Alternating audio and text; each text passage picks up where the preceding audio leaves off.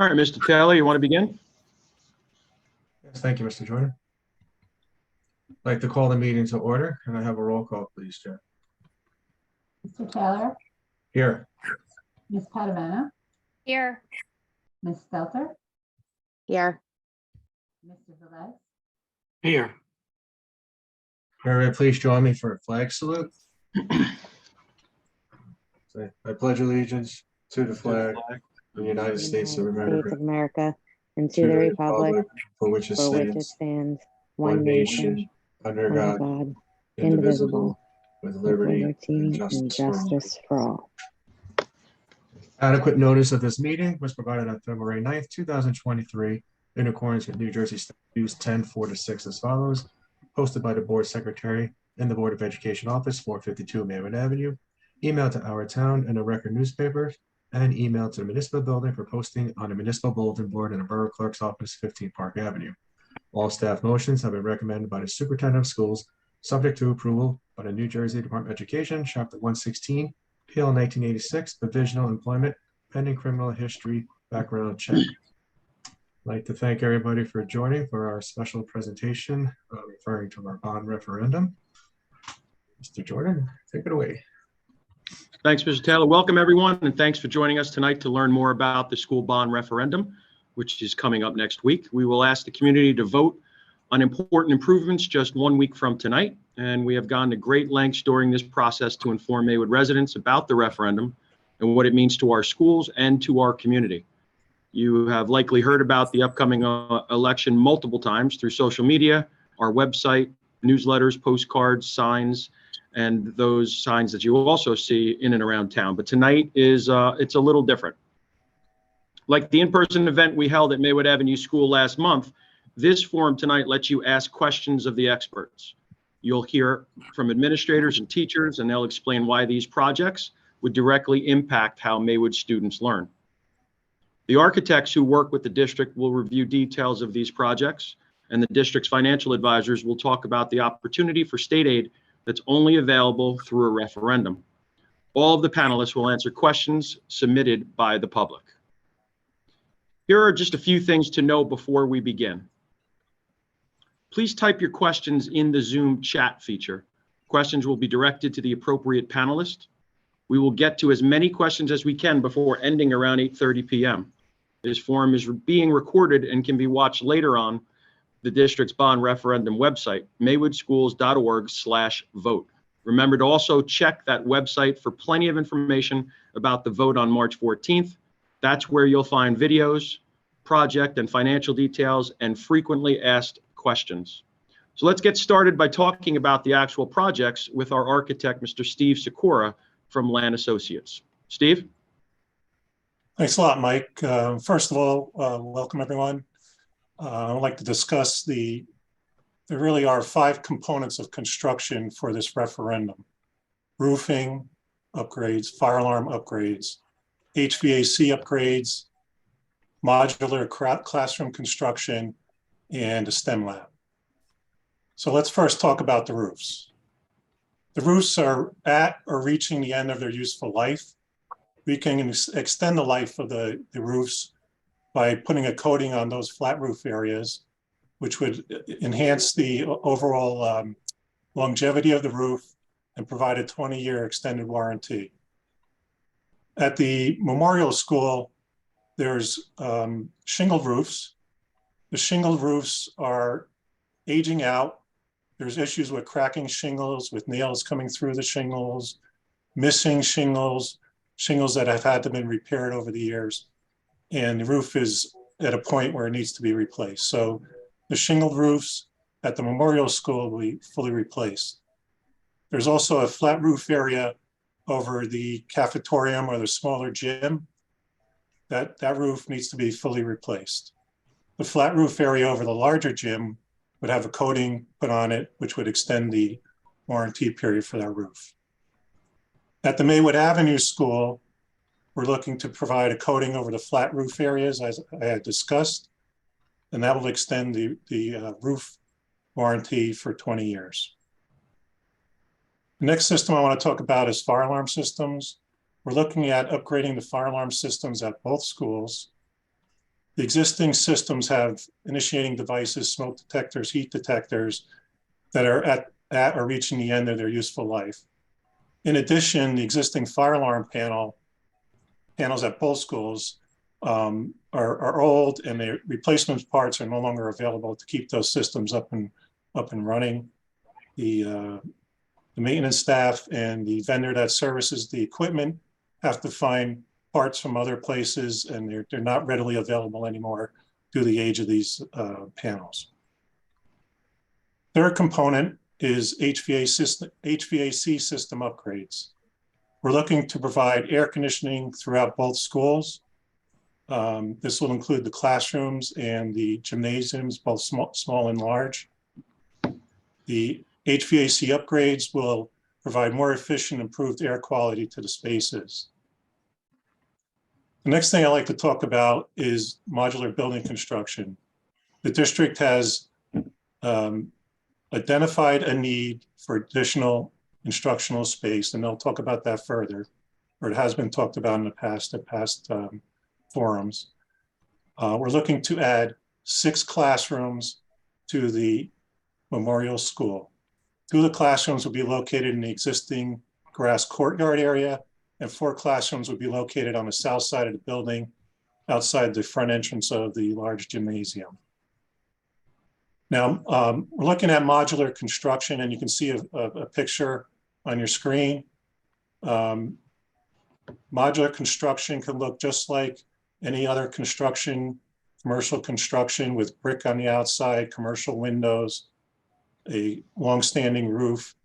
The benefits of modular construction is that while the concrete foundations and footings are being constructed on the site, the actual building can be constructed in a factory, and there's a time savings and also cost savings when the construction is done off-site. So not only have a better cost impact, but would also have a better time impact in the schedule. The next thing I would like to talk about is STEM improvements. So one of the existing labs at the Maywood Avenue School will be converted into a STEM lab. The photo that you see on your screen is some of the STEM labs that we have created for other school districts in the past. And what we're looking to do is to provide flexibility and also enhanced technology to the space. So the 2 photos you see here, all the furniture is movable, everything is on wheels. It can be moved to the side, so if there's robotics competition going on, that can be done in the center of the room. If there's collaboration needed with more students, then the desks or tables could be put together. And there's also plenty of storage, and we generally put the storage on wheels also so that there's complete flexibility in the class.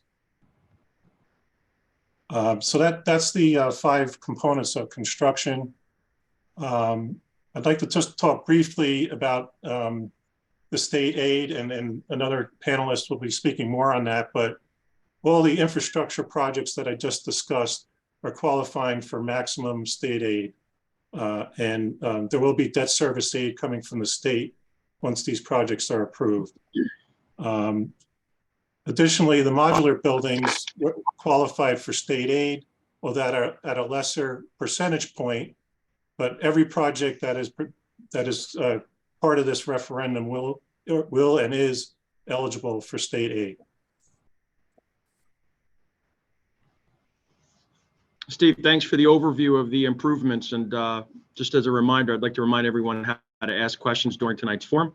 Just type in the chat and we will get to as many questions as we can. And I do see that we do have some questions for you, Steve. First one being, what happens if inflation drives up the costs of construction and related supplies? Well, first off, the district can't spend 1 cent more than any amount of money that's been approved in the bond referendum.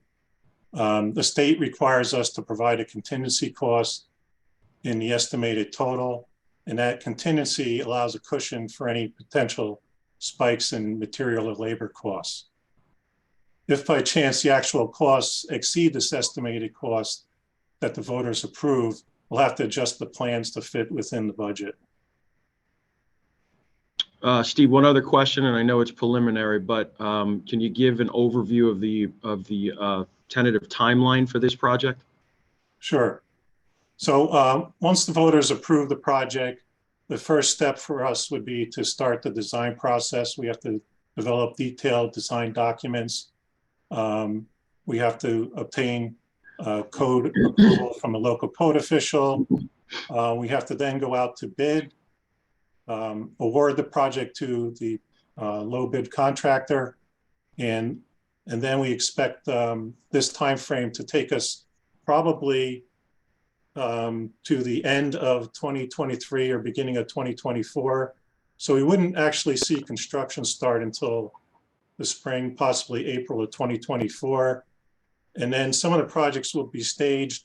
So construction probably wouldn't end till the end of 2025 by the time everything is done. The bulk of the construction will be done over the summer months as much as possible. And we wouldn't want to have both schools out of commission at the same time. So we're going to have to stage some of the projects one summer over the next summer. Steve, I just want to piggyback a little bit and talk a little bit about the modular classrooms that you mentioned. We'd be adding a total of 6 classrooms through this new construction, and we typically have 4 classes to a grade level. So this new space would accommodate 1 full grade level plus 2 self-contained classes of students, all of which have special needs. Our administrative team deals with the challenges of our current space limitations every single day. So let's hear from them as well. Keith Timmons is the assistant principal here at Maywood Avenue School, where I'm sitting, and Mike Halligan is the principal of Memorial School, while Cheryl Spencer is our supervisor of special services. Mr. Timmons? Thanks, Mike. We're very tight on space at Maywood Avenue School, as noted, and we've seen a lot of growth, obviously, with our younger grades at Memorial, and we know it's just going to get more crowded at Maywood Avenue School as we go. Yeah, as you indicate, the numbers are definitely increasing, and they're increasing quickly. Just this snapshot from this school year shows how total enrollment increased by 4% over a mere 3-month period. We're already getting creative here, as you've seen in the videos that we've sent out. We've been using a lot of stuff on the stage in both schools, in the gyms. The extra classroom space created from the referendum would help reduce class sizes, which we know the community would want. Yeah, and I just want to add on to what Mr. Timmons said. You know, we're in the same boat here at Memorial School. We're using partitions to separate classrooms, and all teachers are sharing rooms. Scheduling is always difficult, and we don't really have the adequate space for standard classrooms. So, of course, there's no designated space for subjects like art and music. Those teachers just bring whatever supplies they can fit on a cart, you know, from class to class.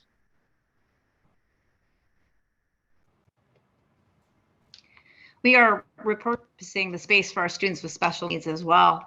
The students with our most significant needs are those who attend the Maywood Abilities program, otherwise known as our MAP program. Our preschool MAP program is actually located at Maywood Ave Middle School. Instead of Memorial, where really they would have more access to the playground and appropriate peer models and get familiar before they make the transition into kindergarten. In our life skills program 4 through 8, they learn and receive therapy in a converted conference room and office space. These students are often assigned a 2-to-1 or a 1-to-1 staff member ratio. So even if it's a small class size, legally 8 students, 9 students, they have 1-to-1 aides. So there's really double the amount of people in that space. So classes are very, very tight. But we want to keep those students in our school, in our district, and it benefits when they have the consistency of being with their neighborhood peers and they get to know their friends, and it's where they belong. It's their community, it's their home. And when they all attend school together, they really build great relationships and great rapport, and they're accepted, and it helps them as they transition into adulthood.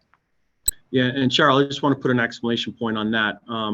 And just indicate to the public at large that special needs is far and away, I should say, the biggest driver of enrollment in any school district. And slide coming up now, these numbers are just for the students in self-contained special ed classrooms, and they don't include those who would receive services on a part-time basis. The ability to keep these students with special needs in our schools is a major motivation for the additional space. We know that these students require consistency, and the last thing we want to do is uproot them and send them to other districts if we run out of space. Also, Maywood would have to pay astronomical costs for tuition and transportation to educate these students in other districts. In other words, we would have to send them, quote unquote, out of district. And here's a question that we've heard in the community. Why do the special education classrooms require so much space? So Cheryl, I'll turn that over to you. So as I was stating before, we really do a great job of keeping a small student to teacher ratio. It's 2-to-1 or 1-to-1. Additionally, therapists really help by pushing into the classroom. So they're getting their PT in the classroom, they're getting their OT, the speech. And it's a life skills program. So the type of instruction that they're getting requires more space to do actual community things like cooking in a kitchen, making a bed, things that they need to do, life skills to use and bring for home. So we need more space, even though it's a smaller amount of children. Thanks, Cheryl. And we'll circle back to any further questions, perhaps towards the end of the presentation on that general topic, but we'll move on now. And for now, we'll bring back our architect, Steve, along with John Montenay. And for those who don't know who he is, he's our district supervisor of buildings and grounds. We'd like them to focus on HVAC and infrastructure improvements. And we also welcome in Jess Cataldi, a third grade teacher at Memorial School, who will talk about how stuffy, non-air conditioned classrooms impact learning. Jess also coordinates the summer program, the Junior Explorers, that use these buildings over the summer. John, we'd like to start with talking about our roofs. Sure. Our roofs are near the end of their expected lifespan. We've band-aided them as much as we possibly can at this point, and well, they're obviously at the end of their lives. You can see spots all over the ceilings where we've had leaks. We've done numerous repairs over time. We don't want to have to pay for emergency repairs later on. So one of the main benefits of the project is that we could get more time out of flat roofs. By getting them repaired and coated, that will make them eligible for new warranties. Our fire system also needs to be replaced with more modern technology. That's another system that's at its life end, and well, we just can't get parts for it anymore. It's hard to find replacement parts, and the existing alarm controls are just, like I said, they are old and, well, they're antique. We need new notification appliances in some rooms to meet current code requirements also. So really, that's where we're at. Thanks, John. I appreciate it.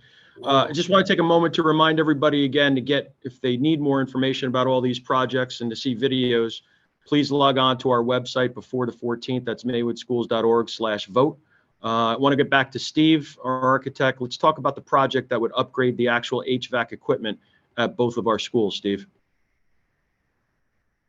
Okay, Mike. Of course, one of the biggest benefits is providing air conditioning to spaces that currently do not have them. Current equipment in most of the classrooms cannot provide air conditioning, so we would look to replace that equipment. Similarly, in the gymnasiums, the existing rooftop units that service the gymnasiums are reaching the end of their useful life, or just about at the end of their useful life. So we'd look to replace those rooftop mechanical pieces of equipment with equipment that can provide air conditioning to those areas. The newer equipment would be more energy efficient and initially would require less maintenance. An added benefit of updating the equipment in the classrooms would be improved air quality. We're looking to have the new equipment with enhanced filtration. The current units are called unit ventilators. They're limited on the filter medium that can be put in them. There was a lot of talk during COVID about MERV 13 filters. So the existing equipment cannot accommodate that MERV 13 filtration. The new equipment that we're proposing can accommodate that. So we'd have enhanced filtration of the air coming into the occupied spaces. We'd also look to use UV germicidal units to help remove impurities from the air. Steve, thanks very much. And although everybody can appreciate all of the technical items that you touched upon, I think everyone would also appreciate the perspective of boots on the ground, and that being our guest tonight, Jess Cataldi, who teaches third grade at Memorial and also runs, as I said before, programs in our buildings during the summer. Jess, how about a perspective from your standpoint? Sure. Well, first of all, thank you for the opportunity to come out here and talk. It's found this topic to be one of the easier ones to speak about. And I just want to kind of give what I observe in the classroom. It's pretty simple. In the warm temperatures, the kids can't focus and on anything else but pretty much how uncomfortable it is, which ultimately kind of affects their abilities to pretty much concentrate during tests or absorbing new materials because there's so much focus on that heat within the classroom. Students are pretty much accustomed, like all of us, to air conditioning in their homes or just about everywhere that we go. So when we don't have that or access to it, it's a lot to ask of our kids, and it's pretty difficult to adjust significantly to those warmer temperatures in the school. The heat inside the building definitely limits the level of activities. As they stated before, I do run a couple of programs within the school, specifically during the summertime. And oftentimes when it's really, really hot, the gyms cannot be used. We try to keep the kids safe. So certain places in the building that don't have access to air conditioning, it's really, really uncomfortable for the kids. And we rather not, hurt them, but also, make sure that we can benefit from the air. So, of course, some other things that'll benefit from air conditioning and just from talking to others and just how I feel is obviously the allergies and the asthma are even more uncomfortable without air conditioning. And it's definitely a little bit more than comfort. It would benefit all students academically because there would be better focus overall with access to air conditioning. Thanks, Jess. Again, I just want to remind everyone to please post their questions in the chat. For now, we do have a few questions, so I'll turn this over to Steve. Are we going to install a filtration system so the kids do not have to be masked again? Yes, I just discussed, we are going to put in a higher filtration system than what currently exists in the school. Again, I don't want to be too technical, but MERV 8 is currently what the school has as far as filters and existing HVAC equipment. This will be upgraded to MERV 13. The higher the MERV number, the more particulate and impurities that are removed. So we're going from 8 to 13. Yep. And I just want to, from the educational standpoint, I want to make it known also that hopefully we never, knock on wood, ever go through what we went for the last 2 years in terms of the pandemic. But in regards to masking, there are mandates and then there are options. And so we are still now in an option whereby the executive order sunset. But prior to that, regardless of whether or not we had this filtration system or an antiquated or brand new HVAC system, it was mandated to have students and staff in masks. So hopefully we'll never have to revisit that again, but it's good to know that moving forward, if this referendum is passed, that at least we'll have the safety and security covered from our end as best we can. One other thing, Steve, I can add to this after you after you finish your answer, but why not just add window air conditioners like the box units that we all know about and from our homes?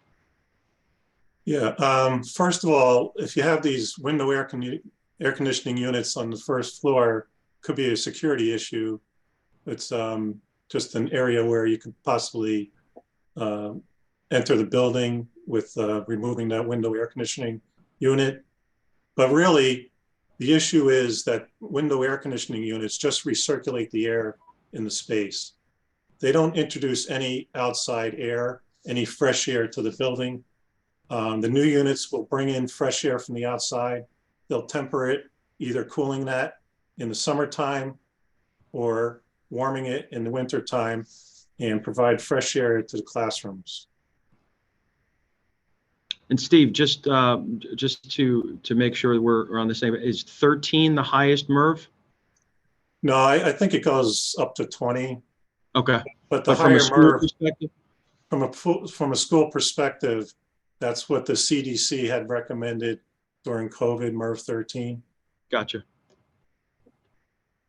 Okay, what I'd like to do now is just bring back Memorial School Principal Mike Halligan to hear about the importance of providing modern spaces for both science and technology. The way we teach science has changed dramatically over the years, both from a standards perspective and next generation science perspective, and our classrooms have to catch up. So Mike, how about giving us that perspective? Thanks, Mike. The science lab renovation will take place at Maywood Avenue School, but it would be just as important for the pre-K through third grade kids at Memorial who move on up to Maywood Avenue School. At Memorial, we launched a feeder program for STEM. That's the blend of science, technology, engineering, and math. We want to start building this knowledge as early as possible. The students at both schools show endless curiosity and interest in STEM, but their opportunities are limited because of the space. A modern STEM lab and makerspace would give students more room for these hands-on projects and collaborative work.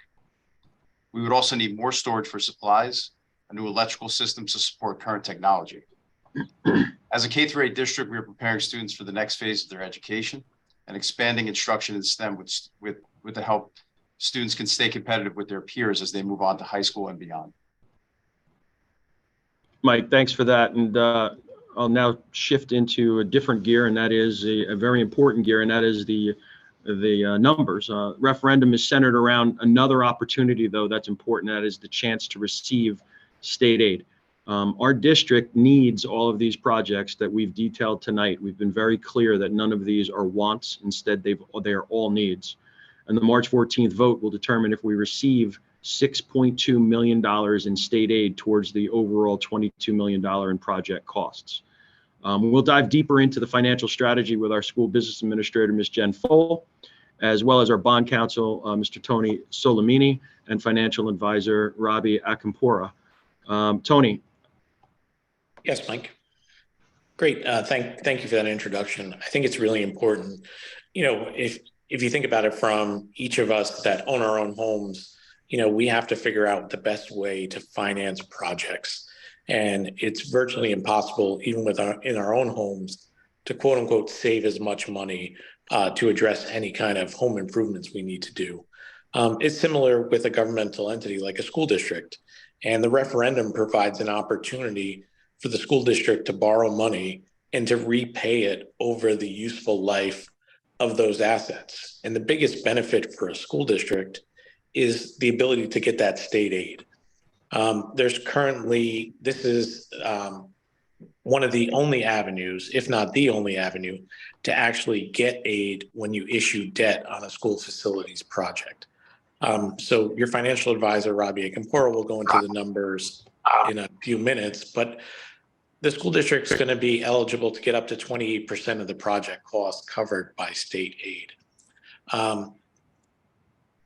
I'm sure as anyone has read the newspaper or seen on the internet, there's been tons of communities over the last year and a half going out to bond referendum. And the reason for that is they've taken advantage of this state aid.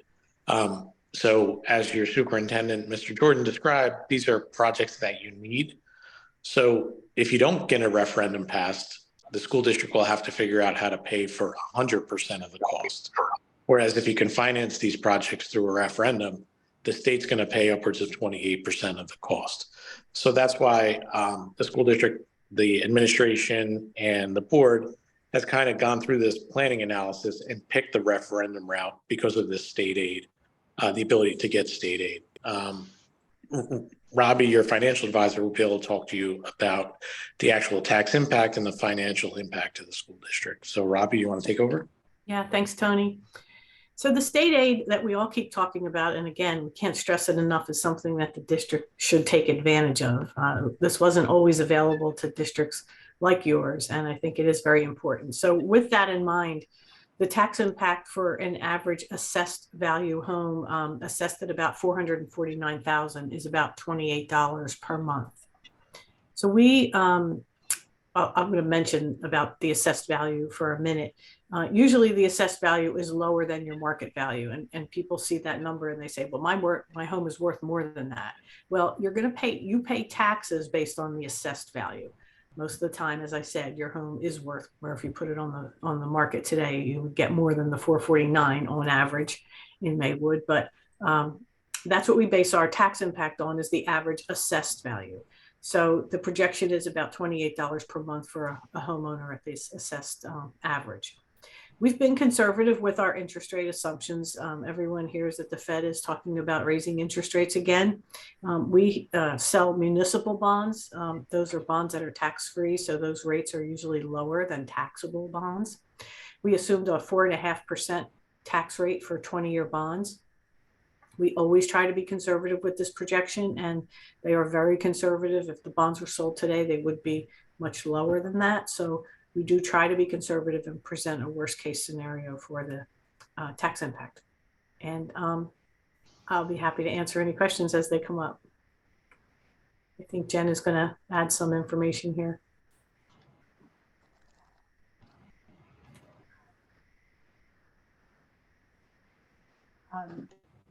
Our district is approaching this referendum just as a homeowner would approach taking out a home equity loan in order to protect their building, their home.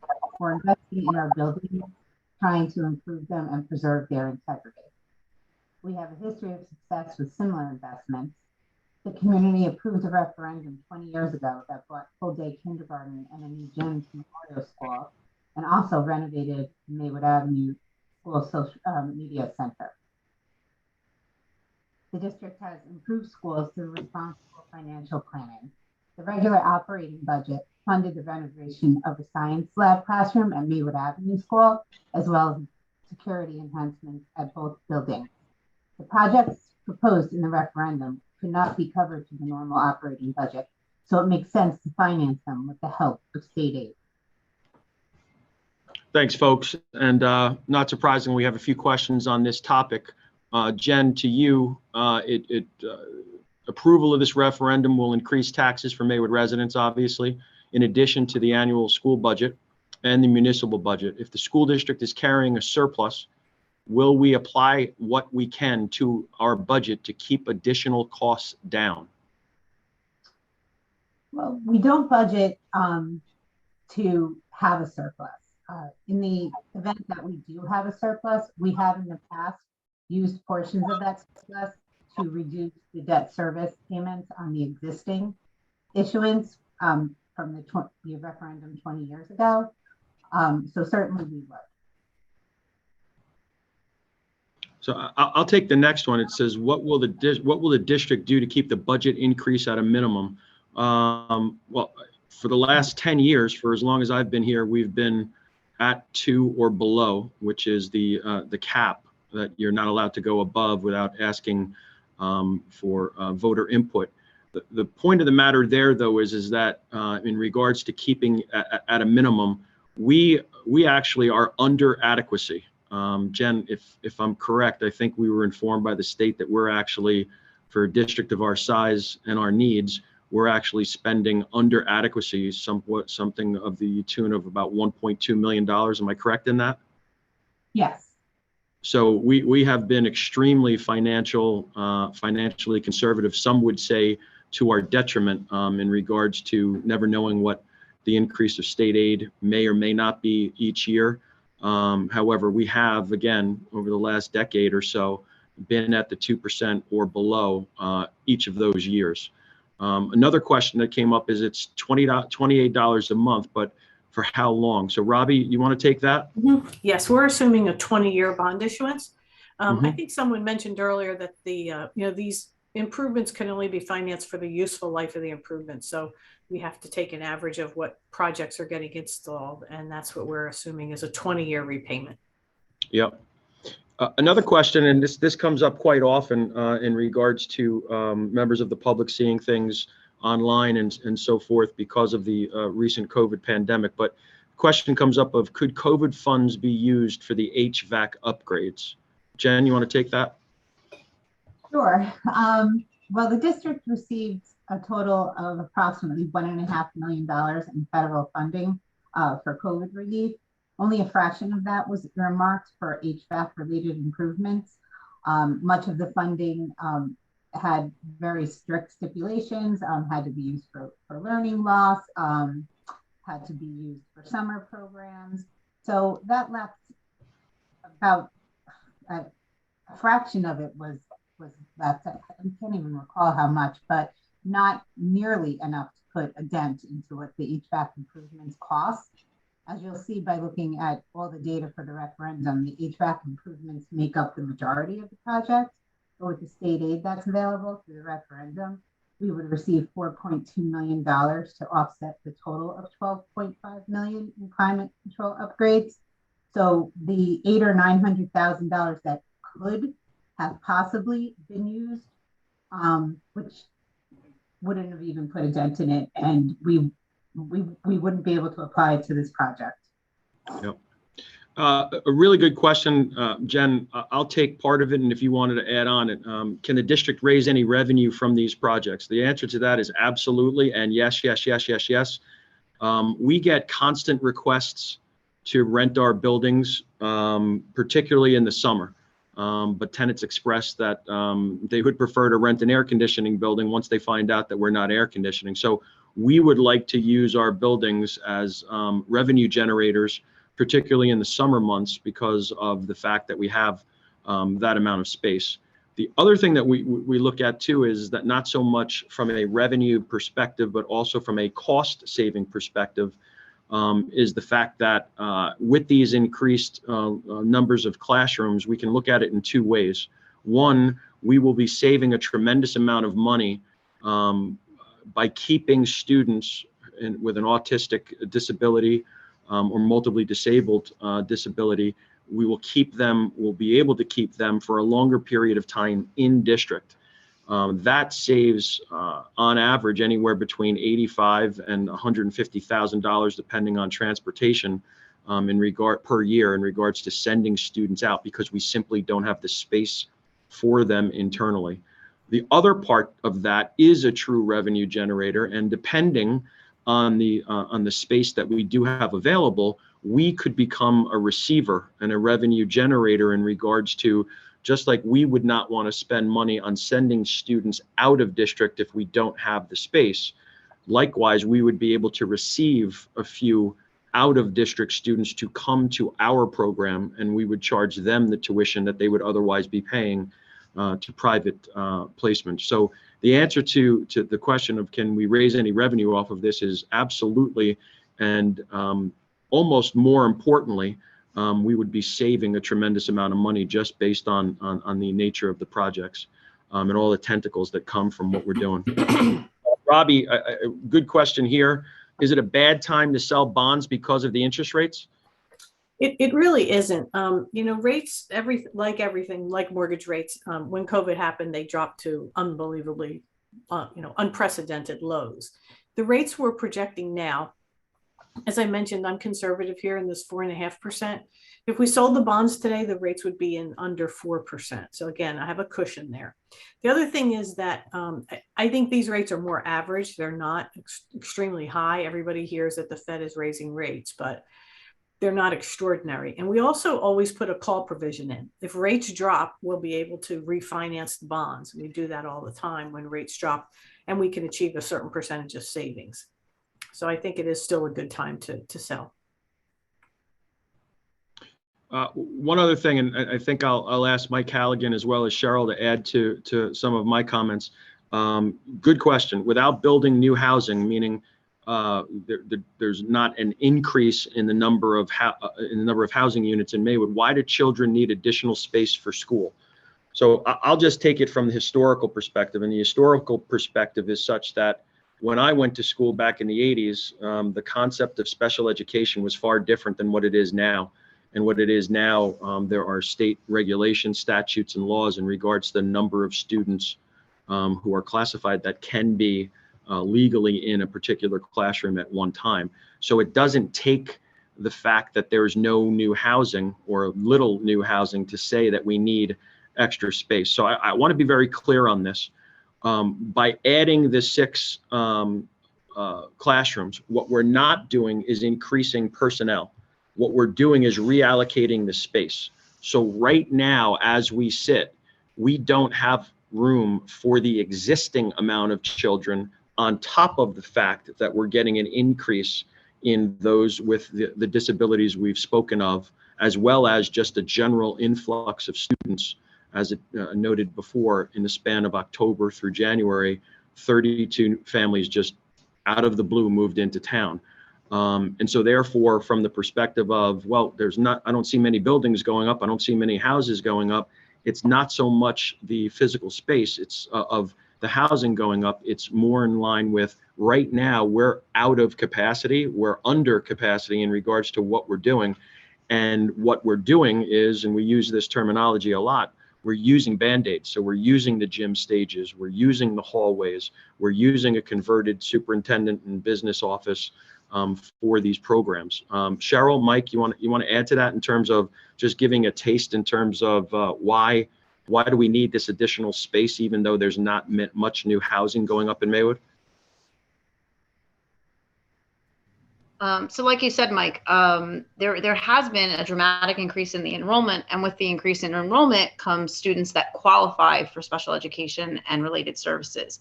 So you have to meet a criteria in order to receive it. And just like you have to meet a criteria to receive special ed services, depending upon which of the 13 criteria you meet determines what kind of placement you have, and that limits the amount of children that can be in a room. So we're talking, small class sizes of 7 to 9, certain classes are even smaller than that. And that's the law. That's not even just best practice.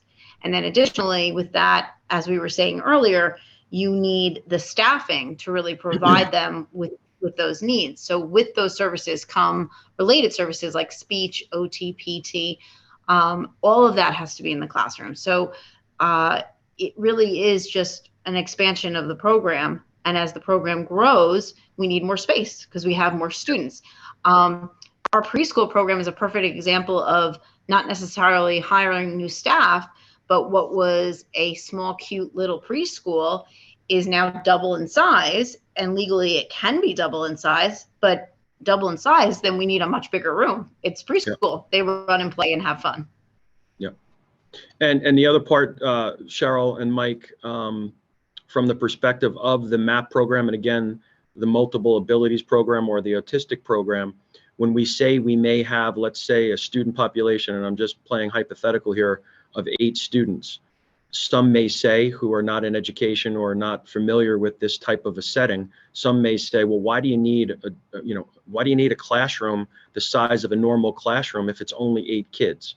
And what we continuously try to do is educate and inform people of, if you have 8 kids in that type of a program, you basically have the equivalent of 16 people in a classroom, because most of these students have such disabilities that it requires a one-to-one perspective. And so therefore, for the 8 students, they're going to have an adult that needs to be with them consistently, and hence you have 16 people.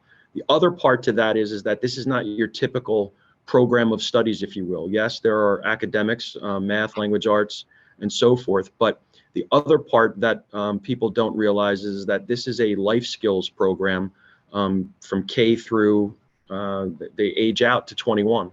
So yes, there is mathematics, and yes, there's reading and writing, but there's also, how do I use a toaster? How do I navigate a kitchen? How do I brush my teeth? And so therefore, the space that we're talking about is not a prototypical classroom. It needs to be very, very succinct with a bathroom. There needs to be a kitchen.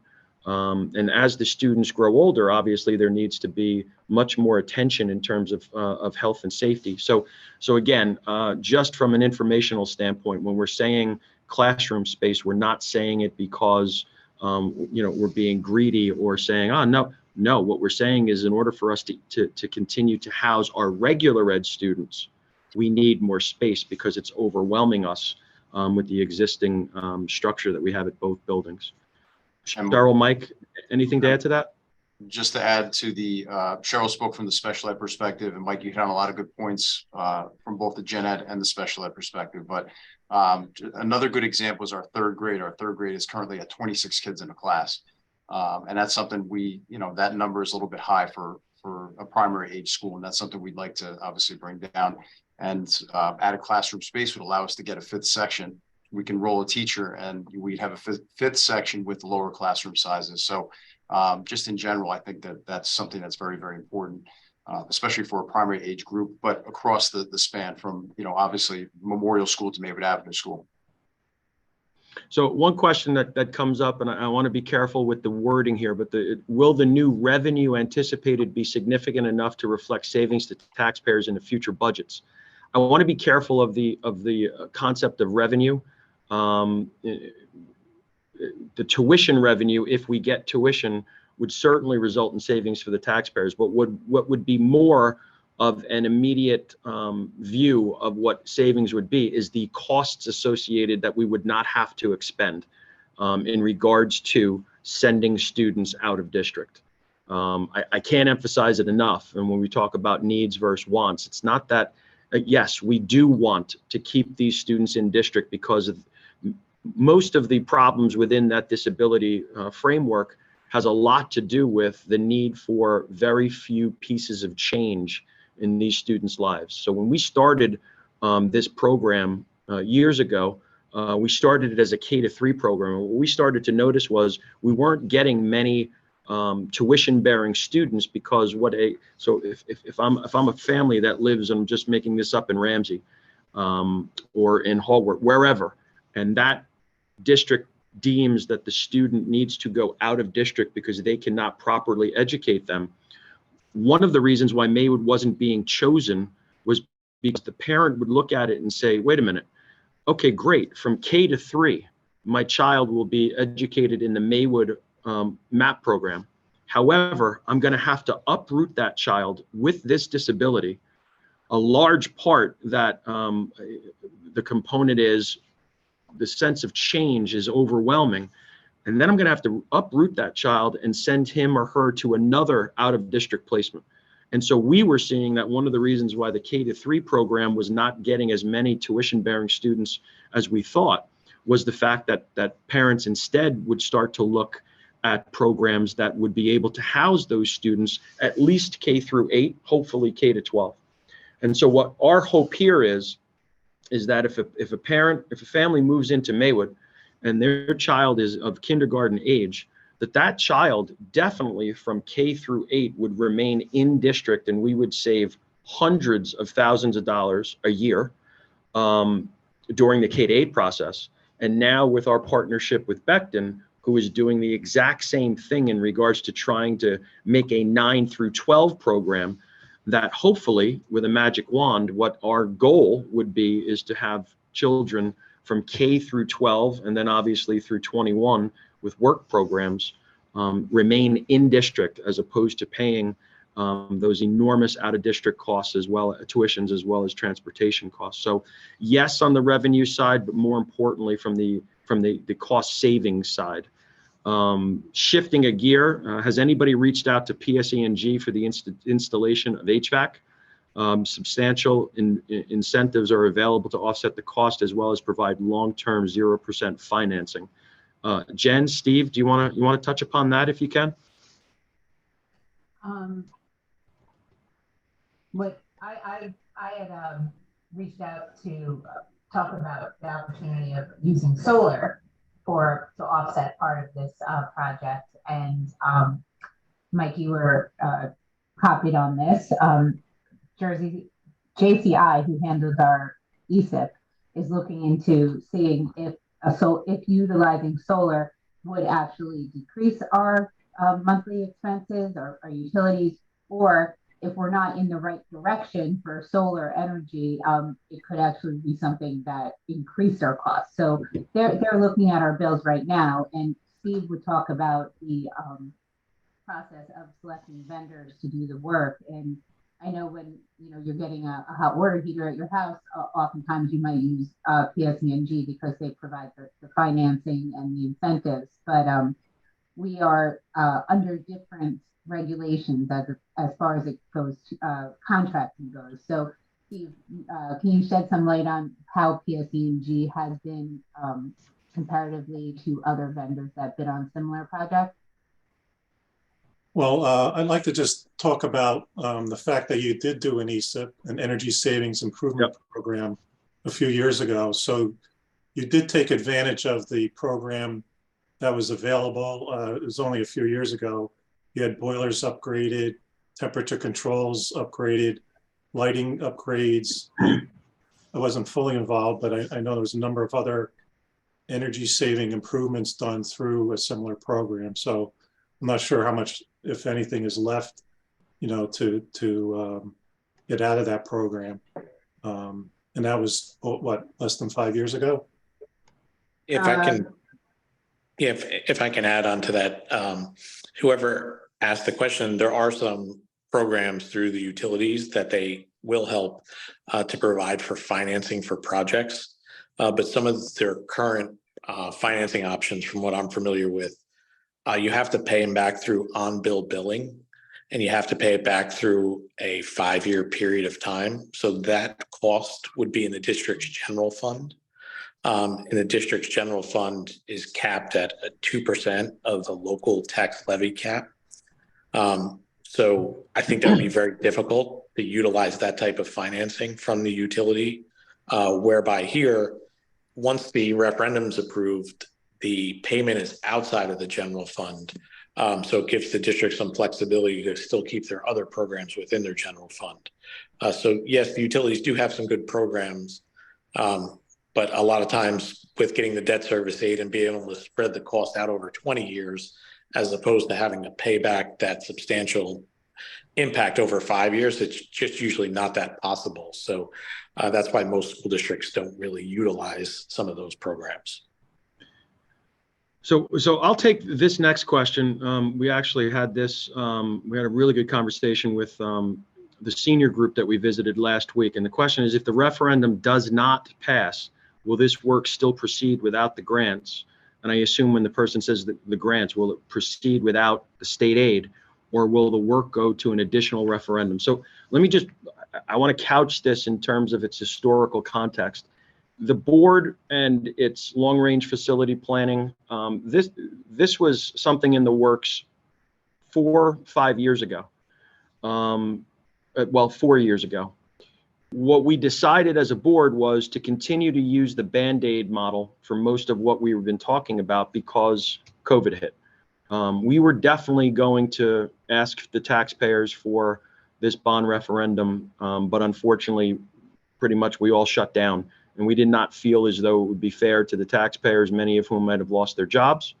Some were struggling financially and otherwise. And so therefore, just to put it in context, we're here, and this has been delayed for at least 2 years. Having said that, what we also talk about is the difference between needs and wants.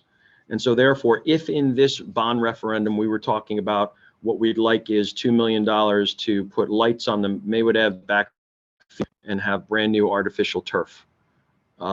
Guess what? If the bond referendum went down and it was a no, we would go out to referendum again and say, guess what, we're not including. We wouldn't include that want. And so therefore, the answer is two-part. The work would have to proceed, but we would not be able to do it with a regular operating budget, because the operating budget we focus on right now, Jen, correct me if I'm wrong, we're in the area of say $21–22 million as a general operating budget. And so therefore it's lunacy to even, do you think internally is let's do what we're looking to do via bond referendum internally. There's just, it's impossible, not virtually impossible. It's just impossible just based on the numbers. We're asking for a bond referendum for $22 million, which is more than our operating budget. So there's no witchcraft that could even come close to doing that. How would we continue? Well, I think, and I'm speaking on behalf of the board, but we really will have to talk about this if this does not pass.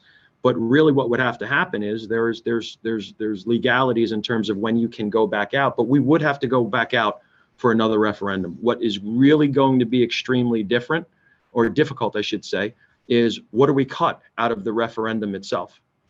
The danger, and I know Robbie said this the other night in the in-person roundtable, one of the things that it really didn't cross my mind, but not taking advantage of this $6.2 million, if we have to wait for an extended period of time to go back out to referendum, even if we do cut some things, the cost may be exponentially higher than what we have right now on the table.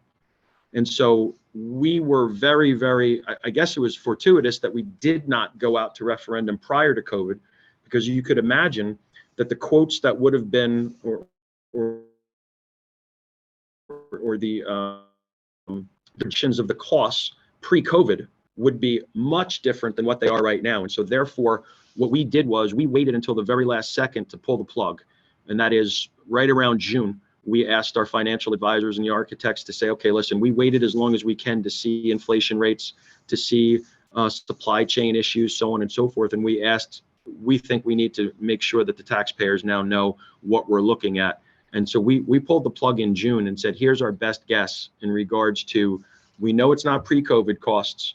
And here we are, after seeing some pretty high spikes in inflation, here's where we are, and we have to go and run with this now so that we can get a hold of that state aid. So short answer to a very complex question is that we could never come close to doing anything internally that would have any meaning in regards to this project. And so therefore, that's why we're looking at it as so impactful right now. And yes, we would have to go back out with a revised referendum. What that referendum would look like, your guess is as good as mine, because like I said, it's not going to be an easy thing to trim from the existing referendum, because none of it is wants.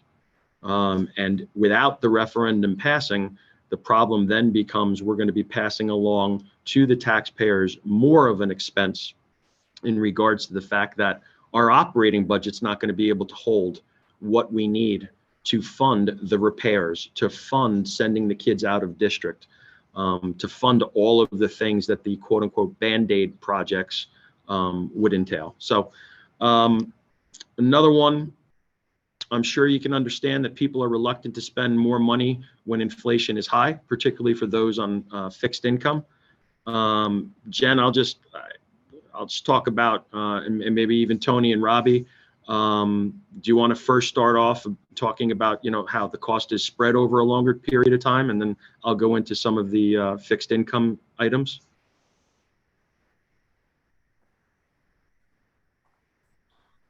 Sure.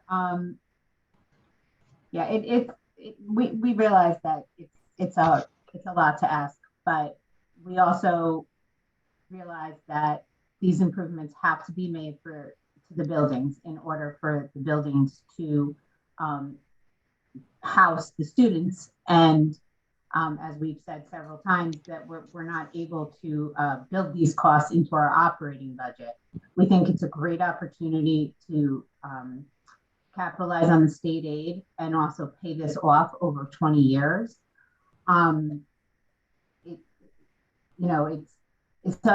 It's one of those unfortunate realities in life that when you have something that is nice and provides a real purpose for a community, you have to invest in it to keep it going and to keep it.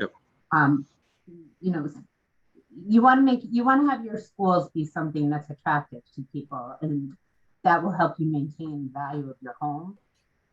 So we do realize that it's an uncomfortable ask, but we really think it's necessary, and we do think it protects the value of the homes in the town. Tony and/or Robbie, am I correct in saying that the payments on the projects wouldn't begin until 2025? Is that correct? That's correct. And I'm sorry, Robbie, did I cut you off? No. Oh, that was just me. I was just hoping that maybe Robbie or I can talk about the senior tax fees for senior citizens. Sure. New Jersey offers a senior tax fees program for senior citizens, and there's a hotline, a phone number, and you can receive a rebate if the taxes increase and you are eligible for it. You can search it online, New Jersey Senior Tax Freeze, or you can call a 1-800 number that I'd be happy to give you after the meeting if anyone has a question about that. That's one way of kind of minimizing the impact for families and individuals who are on fixed incomes. Yeah, we had that. I'm sorry, go ahead. That's okay. And I think, the point Jen made about the debt service aid, and that we've stressed throughout, if you finance these projects any other way, you have to pay 100%. Whereas here, you're going to get the state to pay upwards of 28%. And the big benefit, as you mentioned, Mike, as well, is you're spreading the cost of the implementation of these projects over 20 years. Yep. So everybody's going to pay their fair share that's going to live in your community over the next 20 years that's going to use these facilities. Because if you have to pay for them all now up front, the people that live in your community now, they share an unfair part of the burden. If you have to pay for the roof all at one time without borrowing the money, or if you have to pay for the HVAC or the addition of the modular, the people that live in your community now have to pay for 100% of the cost today. Whereas you're going to spread the cost out over the people that are going to live in your community and use those school facilities over the next 20 years. So, that's why it's also good financial planning on your part, to use debt to your advantage as a public entity. Yeah. And, before we wrap up, I just wanted to remind everyone that this session is being recorded and will be available on the website. That website's also a great source for frequently asked questions. Again, we have the videos there, the project details, and the voting information. I remember one of the things that I did say down at one of the senior events, because, you can't get anything by a group of seniors that are sitting there and having somebody come in and disturb their lunch. So one of the things I did say, and it was embedded in one of these questions, was we fully understand I used this word and I'll use it here. $22 million sucks. No matter what you say, it's a big number. But we did indicate that, again, needs over wants, and that $22 million, if we went in alternate routes in terms of, instead of doing modulars, we went with old style brick and mortar. If we decided to do, roofing in terms of, instead of, as Steve pointed out, we're only doing the parts of the roofing that need to be addressed, as opposed to just saying, we're ripping off both roofs. That number, $22 million, is, and I know this sounds kind of comical, it's absolutely conservative in regards to what we look to do for the community. The other thing is that I wanted to be very, very straightforward before we also finish up. When and if you walk into that voting booth, what we've been talking about tonight is that $6.2 million that is the state aid that we're going to be getting. And so therefore, if you have in your mind 15.9, which is really what it comes down to, give or take, after we take that 6.2 off of the 22, if I was a taxpayer and I walk in and I say, wow, I could have sworn I heard Jordan and Fole and the rest of them say 15.9. Well, you're not going to see the 15.9 in the booth. You're going to see the 22. And so when you're in there and you're thinking, you know what, boy, those guys really pulled the wool over my eyes. They said 15.9, but they were lying. It's 22. We're not lying. It is statutory that the 22, which is the overall cost of the project, must be on the ballot, and that's what's on the ballot. But we have been not only assured, we've been approved at the state level for the 6.2 million. So it will come off of that 22, but please know, no one is trying to fool you. You're going to see 22. And in regards to the vote, again, it will be held from 2 to 8 p.m. on Tuesday, March 14th. We chose 2 to 8 p.m. because we're a school and we do not want to have to close again in regards to having all-day voting. And we felt that 2 to 8 p.m. was consistent with what the old school budget votes used to be, where that took place in April, and they were 2 to 8 p.m. The polling locations, just to make sure everybody is aware, it's at Memorial School. So if you always voted and you were in the districts that always voted at Memorial School, you vote at Memorial School still. The other section, the other districts, they vote at the Maywood, they vote at the Senior Center. So if you used to vote at Maywood Avenue School in that small gym, if you remember the last election, political election, that was shifted to the Senior Center. Just because this is a school bond referendum vote doesn't mean that it now comes back to the Maywood Avenue School small gym. It has forever been changed. And so therefore, on the 14th, if you're used to voting at the Senior Center because you were also used to voting at Maywood Ave small gym, you continue to go to the Senior Center. And if you have a mail-in ballot, that has to be postmarked by the 14th or left in one of the drop boxes that we have listed for you on the website. So let me just conclude again by thanking everybody that has been a part of this, from our professional consultants, district experts, our staff, not only for tonight, but for what has been a pretty all-inclusive project going back well before the summer. Want to thank everyone who joined us tonight to hear about the improvements that would modernize our schools and give us the space that the kids need to learn.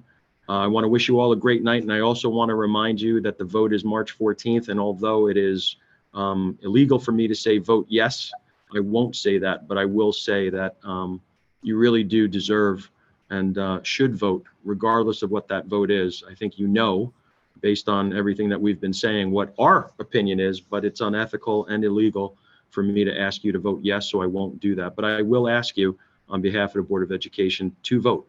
And again, 2 to 8 p.m. on March 14th, which is next Tuesday. Pray for no snow. Mr. Taylor, would you like to close? Yes, thank you, Mr. Jordan, and thank you to all our panelists for a very informative session. Thank you to all the great questions that came across. I hope everybody found it very informative, and this concludes our meeting for tonight. Thank you, everyone. Thank you, everyone. Have a good night. Thank you. Thank you.